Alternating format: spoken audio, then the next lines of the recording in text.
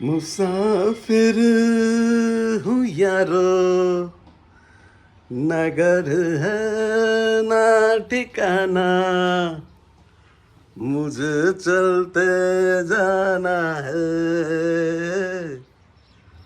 एक राह मुड़ गई तो और जुड़ गए, मैं चला तो साथ साथ राह चल पड़ी.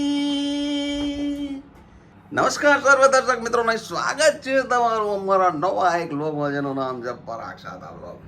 મિત્રો સવાર પડી ગઈ છે અને અમારા હોમ મિનિસ્ટર છે ને ઠાકોરજીને મનાવી રહ્યા છે. મનાવી નહીં, ઠાકોરજીને ફોસલાવી રહ્યા છે. ફોસલાવી નહીં, ઠાકોરજીને ભાઈ સાહેબ બાપા કરી રહ્યા છે. ભાઈ સાહેબ બાપા નહીં, ઠાકોરજીને વિનવી રહ્યા છે. આ વાત સાથે આ ચીજ સાથે શરૂ કરીએ આજની નવી વાત ને નવી ચીજ. મારું અંબા અંબા જય શ્રી કૃષ્ણ. મેં કઈ ખોટું કીધું? ભગવાનને આપણે કઈ રીતે અને આપણે શું કરી છીએ આપણને ખબર નથી. આ તો બધાય અલગ અલગ નામ આપે છે.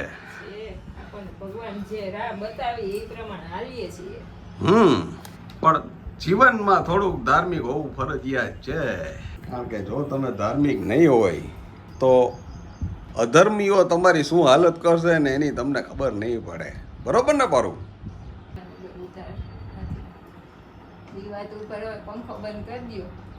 આસ્થા વગર ઉધાર નથી નથી નથી. અને ચાલો સવારનું પહેલું કામ હું કરી દઉં છું. મારા ઘરવાળાએ મને કીધું ભાઈ પંખો બંધ કરી દો, એટલે કરી દઈએ આપણે. Good morning. નવા સવારના સૌને જય શ્રી કૃષ્ણ અને શુભ શરૂઆત થઈ ગઈ છે. આમ તમે જો વાદળિયું વાતાવરણ છે અને એની સાથે ચાની સોડમ હોય ને એની સાથે આપણા પ્રિયજન હોય. ભાઈ મજા જ આવે. અને મારું એક એવું માનવું છે કે બને ત્યાં સુધી છે ને નાહી ધોઈને તમારી સમક્ષ આવું. એનું કારણ છે કે આપણે સવારના પરમાં નાયા ધોયા ન હોય ને કોકને મોઢા બધાવ્યો હોય. આપણે તો અમિતાભ બચ્ચન તો જી નહીં. બરોબર ને પારું? અને આના માટે છે ને અમારા ઘરવાળા છે ને બહુ ખારા થાય. એટલે એમ કે ફ્રેશ થઈને જ કેમેરા સામે જવાનું. ચાલો સવારના પરનો નાસ્તો બતાવી દો તમને.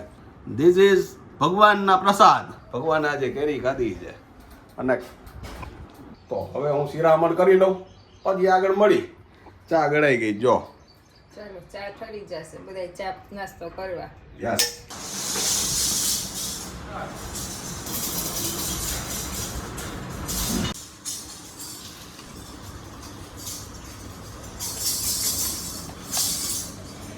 સવારની શુભ શરૂઆત ભક્તિ પૂર્ણ. ચાલો મિત્રો દર્શન કરીને ઘરે પધારી ગયા છીએ. નામ જોઈ લ્યો. આ છે આપણી ગોટલી છે, એકદમ ડ્રાય થઈ ગઈ છે. હવે એની શું પ્રોસિજર કરવાની આપણે હોમ મિનિસ્ટરને પૂછી લેશું. ભાઈ ભૂખ લાગી છે.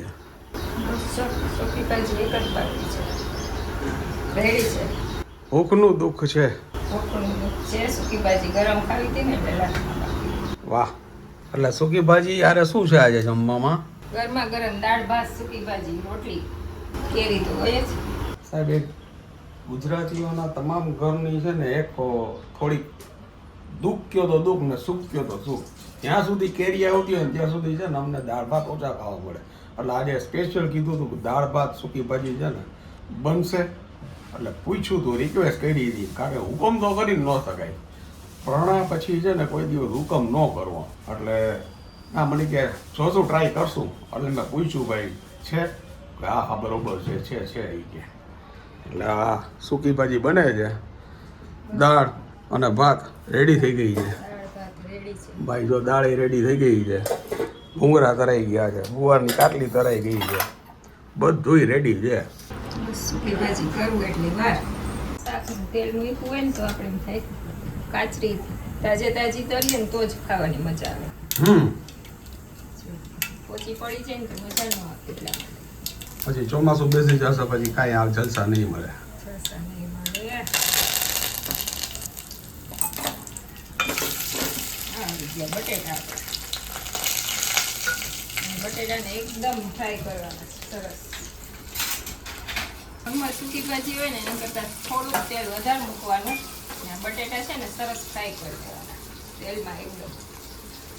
એટલે ટેસ્ટ મસ્ત આવે એમ. ટેસ્ટ મસ્ત આવે. અને દરેક ઋતુની એક મજા આવે ભાઈ. ઉનાળામાં કેરી ખાવા મળે તો ભજીયા ખાવા ન મળે, અને હવે પછી છે ને ચોમાસામાં ભજીયા ખાવા મળશે તો કેરી નહીં મળે. અથાણું નહીં મળે. મળે મળે ભાઈ, શું કામ ન મળે? આટલી મહેનત કરીને તમે અથાણા કર્યા છે અને અમે ન ખાઈ. ઉનાળામાં પછી ચોમાસામાં અથાણા ખાવાની મજા. વાહ. મસ્ત આપણા બટેટા સતળાઈ ગયા છે તેલમાં. હવે છે ને આવા આકરા કરવાના. આવા આકરા કરવાની. એકાદું બટેટું છે ને આ રીતે થોડુંક મેશ કરી દેવાનું. પછી જે એમાં મસાલા બધા ચડે ને હવે લચકો થાય. એ પછી બધાને ખાવાની મજા આવે. આ તો સૂકી ભાજીનું સિક્રેટ. સિક્રેટ. હવે આવશે આપણે બધાય મસાલા. તમે એક બે વસ્તુ આવી ઝીણી ઝીણી કિચનમાં ધ્યાન રાખો ને તો એ તમારે ઘણી રસોઈમાં ફેરફાર થઈ જાય. આવી ગઈ હળદર આપી, આવી ગયું ધાણા જીરું. મીડિયમ બનાવવાની છે એટલે લાલ મરચું એ પ્રમાણે આપણે એડ કરશું 1 ચમચી. હવે આ મરચાં છે ને મોઢામાં આવે ને ખાવાની મજા આવે ને એટલા માટે આ રીતે મરચાં કટ કરીને ઉપરથી આવી રીતે નાખવાના, વઘારમાં નહીં નાખવાના. વઘારમાં નહીં નાખો. જુઓ સાહેબ જુઓ, આવીને સરસ મજાની. ઘરમાં જ્યારે રસોઈ થતી હોય ને ત્યારે સુગંધ એવી આવી જોઈએ ને કે ખાવાવાળાની ભૂખ છે ને ઉગડી જાય. છે ને આવી સૂકી ભાજી ને એની સાથે ભાત, ગરમા ગરમ દાળ, એવું વધારે મજા આવે છે આપણા ઘરે. યસ. ચાલો હવે ભગવાનની થાળ ધરી દઉં, પછી તમારી થાળી ધરી. જોઈ લો કેટલી મિનિટ થઈ? 2 મિનિટ સાહેબ. ચાલો હવે ફટાફટ દઈ દ્યો જમવા. ઠાકોરજીને થાળ ધરી દ્યો. છે સાહેબ ગુજરાતીઓની ફેવરિટ દાળ હો ભાઈ. આવી દાળ મળી જાય ને બીજું કાંઈ જોઈ નહીં. પ્રોટીનથી ભરપૂર. અને ઠાકોરજીની થાળી ધરાઈ ગઈ છે, જોઈ લ્યો. ઠાકોરજી આજે દાળ ભાત શાક કેરી અને ફ્રાઈસ ખાધી છે. રીવું છે ને ફ્રાઈસ વગર જમતો નથી.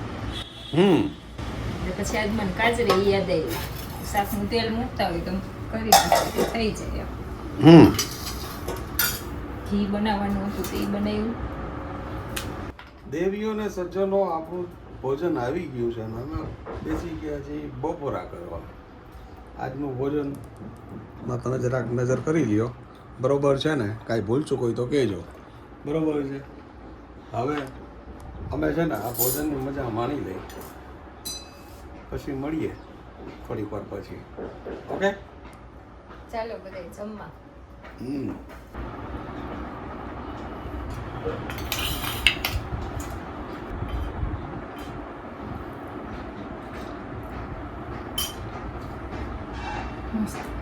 જય શ્રી ચા માતા મૈયા, જય શ્રી ચા માતા. તારા દર્શન કરવા, તારા દર્શન કરવા સૌ હોટલમાં જાતા. ઓમ જય શ્રી ચા માતા. ઉફાણો આવીને આશીર્વાદ આપ્યા આપણને ભાઈ. ગમે એવી ગરમી હોય તો ચા તો ચા. ચા ઈ ચા ભાઈ. ચા ઉપર તો હિન્દુસ્તાનની આખી રાજનીતિ હાલે છે. સાંજ પડી ગઈ છે અને આપણી સાંજની શરૂઆત થઈ ગઈ છે ચાની શરૂઆત સાથે. હવે બીજું શું કરવાનું છે? ગાયે ઘા તો બતાવો, જલ્દી બતાવો કેવી રીતે શેકવાનો છે. ચુસ્કી માર લો પછી કહું તમને. ઓકે. દેવીઓ ને સન્નારીઓ, જો તમે જેની રાહ જોતા હતા એ ઘડી આવી ગઈ. આમ જો છે રોટલીઓ સરસ સુકાઈ ગઈ જો એકદમ. આને એકદમ પરફેક્ટ સ્ટ્રક્ચર આવી ગયું છે અને આને હવે છે ને શેકી નાખવામાં આવશે. આપણે હળદી શેકશું, જેમ જોઈને એમ જ શેકાય. ઓકે. સરસ તમને કડક કડક ખાવા મળે. ફરસી ઓલી થોડીક આપણે સંચળને નાખીએ ને એટલે પોચી પડી જાય એટલા માટે. ચાલો આ લઈ લીધું ગાયનું શુદ્ધ ઘી. 2 ચમચી ઘી લઈ લીધું છે. વિચાર કરો આ રીતે કેરીનો એક સદુપયોગ થાય, એમાંથી એક સરસ મજાની ગોટલી કાઢી એને બાફી એને ખમણી સૂકવી અને આવો આયુર્વેદિક મુખવાસ બનાવવામાં આવે. ભાઈ આ કાયદેસર આયુર્વેદિક કહેવાય. જો તમે છે ખાવું જોઈએ. અમુક વસ્તુ શરીર માટે જરૂરી જ છે. આપણે દવા ખાવા કરતાં આવી વસ્તુ આપણે ખાઈએ ને તો એ વધારે ગુણ કરે શરીરમાં. શેકાઈ જાય એટલે આપણે સંચળ નાખી દઈએ. જો ફરાળમાં સંચળને ન ખાતા હોય તો ફરાળ નમક નાખી દેવાનું. અને પર્સનલી મને પૂછો ને તો હું કોઈ દિવસ કોઈ વસ્તુ ખાવાનો વિરોધી નથી. દરેક વસ્તુ ખાવી જોઈએ. ઈશ્વરે એક સરસ મજાની જિંદગી આપણને આપી છે, એ જીવવા માટે અને ખાવા માટે પીવા માટે અને એન્જોય કરવા માટે આપી છે. પણ સાથે સાથે થોડુંક સારું ખાવું જેથી કરીને આપણી તબિયત સચવાય.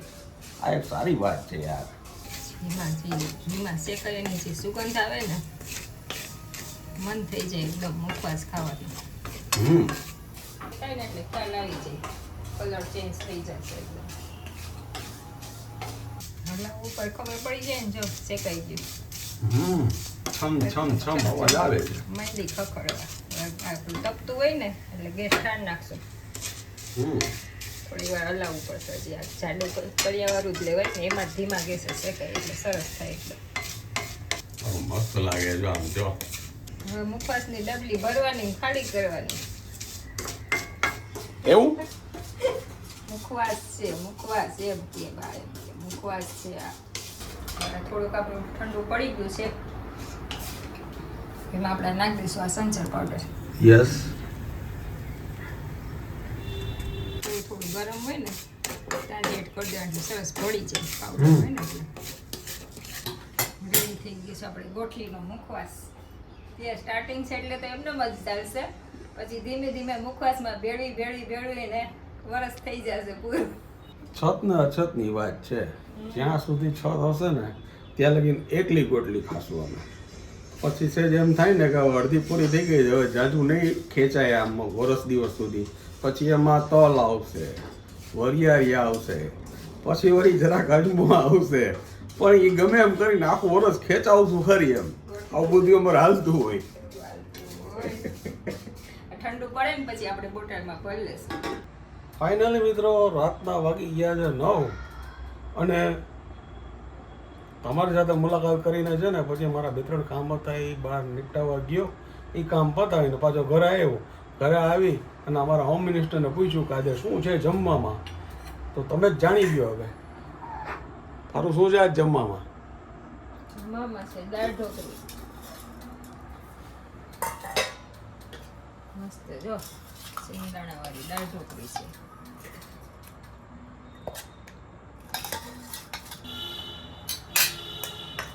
ગુજરાતીઓની ફેવરિટ દાળ ઢોકળી થઈ ગઈ છે અને એની સાથે જ છે એકદમ પોચા. અને જેને જોઈ અને યાદ આવી જાય, બહારગામ જવાનું મન થાય એવા થેપલા.